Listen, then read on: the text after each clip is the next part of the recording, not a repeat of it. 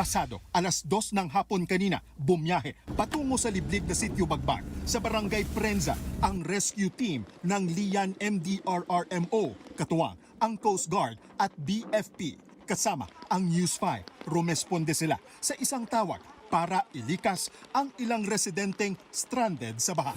Mistulang ilog na ang dating malawak na palayan na nalubog sa tubig dahil sa walang tigil na ulan. Pero walang pangamba na sinuong yan ng emergency responders. Oras ang kalaban ng mga rescuer para ilikas ang mga residente bago pa abutan ng dilim. Ramdam ang takot sa ilang bakwit na naunang ilikas. Ay, ayan po, kita nyo po, hanggang dibdib na. Oh. Kaya po kailangan taga-rescue at may mga bata na kailangan mailabas. Hindi po sila nakalabas dahil bigla ng pasok ng tubig. Oh. Kaya nahingi po kami ng tulong. Ang lalaking ito, bit-bit ang 3 anak na pawang maliliit pa. Hanggang tuhod daw ang tubig sa loob ng kanilang bahay.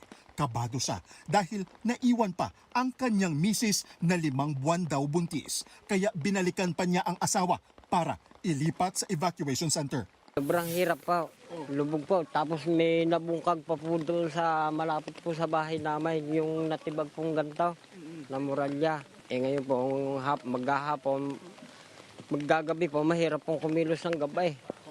Matapos ang mahigit 2 oras na paghihintay nang muli naming masilayan ang mga rescuer.